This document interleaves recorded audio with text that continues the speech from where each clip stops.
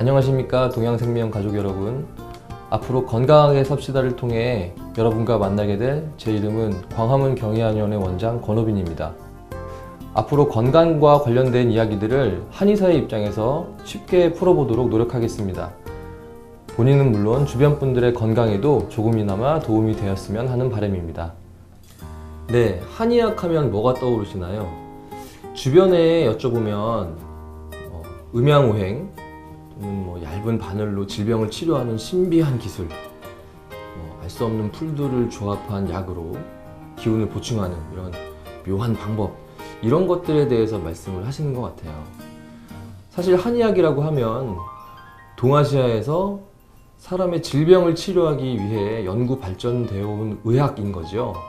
예를 들어서 음양오행 이런 내용들도 보면 당시의 자연과 인체 현상을 파악하는 어떤 도구였던 것이지 음양오행 자체에 신비로운 비밀이 숨겨져 있는 것은 아닙니다. 마치 우리가 한글로 대화하듯이 그때는 자연현상이나 인체를 음양오행이라는 언어로 대화를 했던 것이죠. 현대 한의학이라고 하면 그렇게 예전부터 고안되고 발전되어 온 그런 한의학을 기초로 해서 현대인들의 질환을 치료하고 삶의 질을 더욱 개선하기 위해서 꾸준히 연구 발전되어 오는 학문, 이렇게 판단하시면 될 것 같습니다.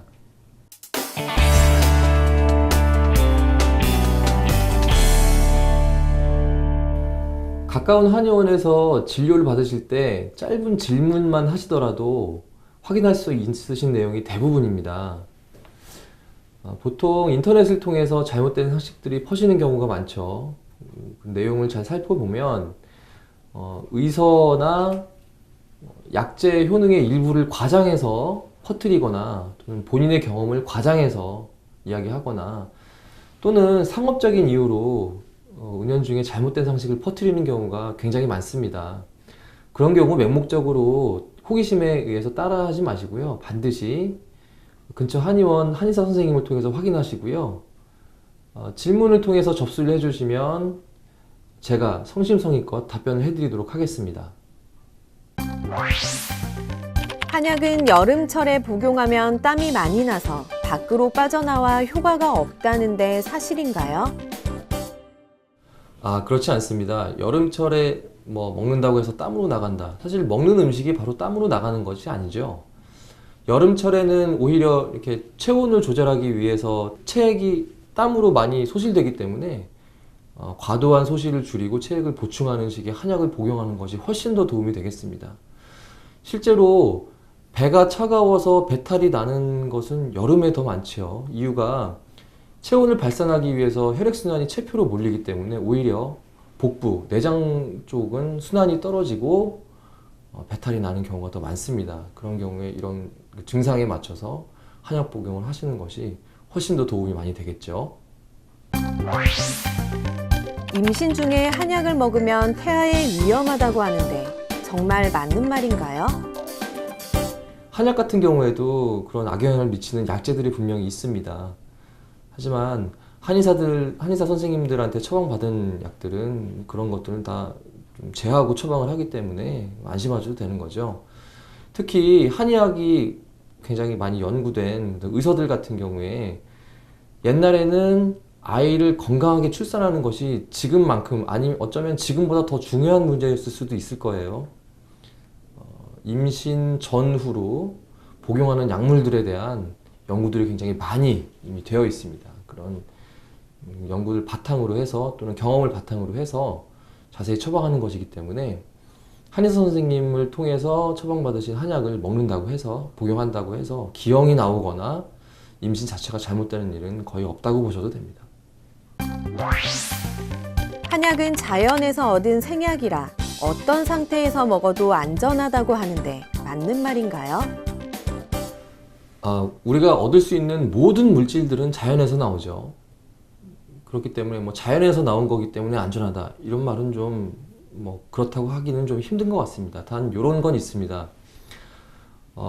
우리가 자연에서 얻을 수 있는 소금, 천일염을 예로 들면 만약에 그 소금에서 염화나트륨만을 정제해서 뽑아낸다면 그거는 소금으로 쓰기가 좀 힘듭니다. 왜냐하면 염화나트륨이라는 물질의 독성이 강화되었기 때문이죠. 우리가 소금으로 먹는 건 여러 가지 미네랄들이 같이 다 섞여 있는 그런 복합 성분의 물질인 거죠.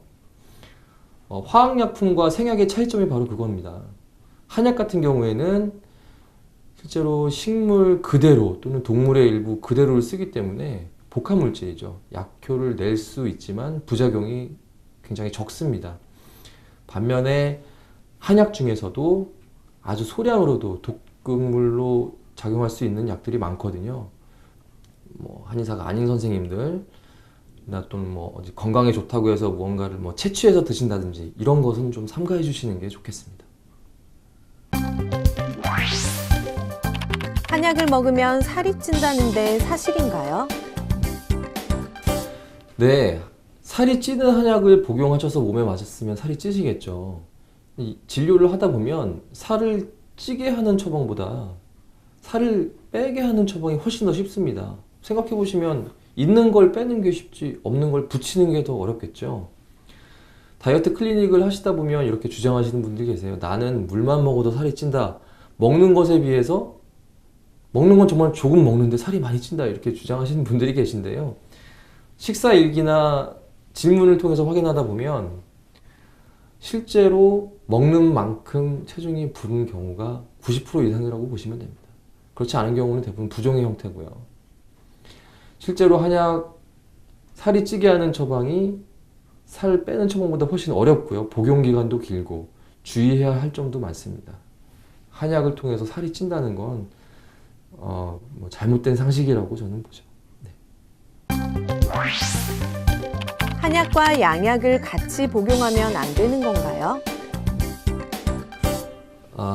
한국인들의 밥상에 오르는 대부분의 음식들 절반 정도 이상이 한약으로 쓰이고 있죠. 그러면 밥도 먹으면 안 되나? 그건 아니죠. 특별히 특정 한약이 특정한 양약과 같이 복용해서 독성이 심해지거나 한쪽 약의 효과가 급격히 떨어지거나 하는 일은 거의 없다고 보셔도 됩니다. 그런 약들의 경우에는 한의사 선생님께서 잘 알고 계시고요. 또 어떤 약을 복용하고 있다고 하시면 그런 약재들 같은 경우에 충분히 조절이 가능하고 독성을 일으키진 않지만 효과가 비슷한 다른 약으로도 대체가 가능하거든요. 대부분의 경우는 양약을 한약으로 삼키셔도 무방한 경우가 대부분이라고 보시면 됩니다. 같이 병용한다고 해서 문제가 생기거나 효과가 급격히 떨어지는 일은 거의 없고 오히려 같이 복용할 때 효과가 높아진다는 연구들이 굉장히 많습니다. 그렇기 때문에 그 부분은 안심하셔도 됩니다. 우황청심환이 만병통치약인가요? 사실 어떤 약이라도 만병통치약은 없죠. 우황청심환이라고 하는 약은 우황, 그러니까 소의 담낭에 생기는 담석이에요. 우황이라는 귀한 약재가 들어간 청심, 심장을 맑게 하는 원, 환약을 원이라고 부릅니다. 그러니까 우황이 들어간 심장을 맑게 하는 환약, 이런 뜻이에요.